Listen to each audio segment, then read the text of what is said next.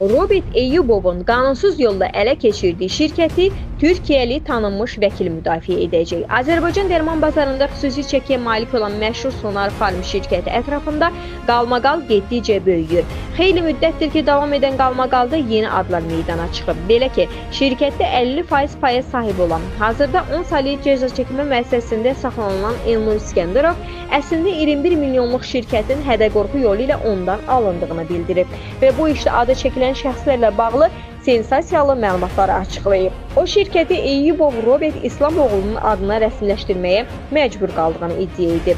Onu da bildirib ki, bu barədə bütün sübutlar Binəqədi rayon polis idarəsinə təqdim edilsə də, hansısa səbəbdən indiyə qədər cinayət işinin açılması yubadılır. Şikayətdə bildirilir, 50% payı mənə, digər 50% isə Mahirə Əsədovaya məxsus olan 21 milyonluq şirkət cəmi 300 min manat müqabilində başqa şəxs tərəfindən ələ keçirilib. Belə ki, 8 ay əvvəl Elnur İskəndərovun saxlanıldığı 10 saylı cəza çəkmə müəssisəsinə gedən Əziz Qəmbərli adlı vəkil onunla görüşərək şirkətin Robert İslamoğlu Eyyubovun adına rəsmiləşdirilməli olduğunu deyib.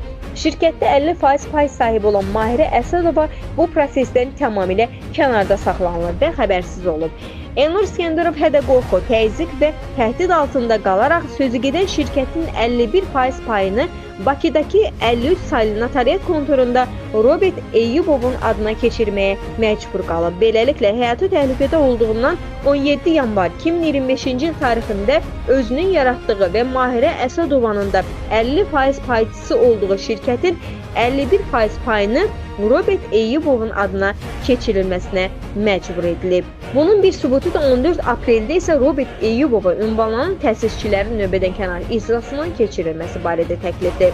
Belə ki, həmin təklifdə Robert Eyyubovun mobil telefon nömrəsi kimi məhz cəza çəkmə müəssisəsinə gedən vəkil Əziz Qəmbərliyə məxsus nömrə yazılıb. Buradan da aydın olur ki, hədə-qorxu yolu ilə şirkəti Robert Eyyubovun adına keçirməyə məcbur edən şəxs məhz həmin vəkil olub.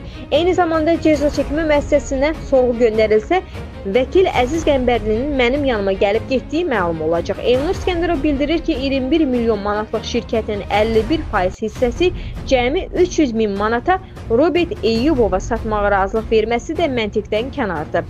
O şikayətini göstərir ki, ağlı başında olan heç bir kəs buna razılıq verməz. Bu da onun məhz təhdid altında belə qərara imza atmağa məcbur edildiyini göstərir.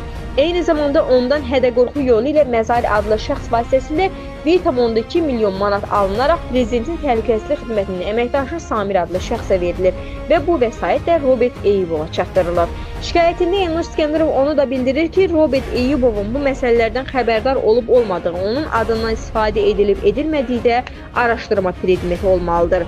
Şirkətdə 50% payı olan Mahirə Əsədova da məsələ ilə bağlı yaxın zamanda Prezident İlham Əliyeva və birinci vitse-prezident Mehriban Əliyevaya müraciət ünvanlayacaq. Onu da vurğulayaq ki, Robert Eyyubovun qanunsuz yolla ələ keçirdiyi deyilən Sonar Farmda 50% paya sahib olan Elnur İskəndərovun müdafiəsinə Türkiyənin tanınmış vəkillərindən biri İbrahim Köçlərə də qoşulub.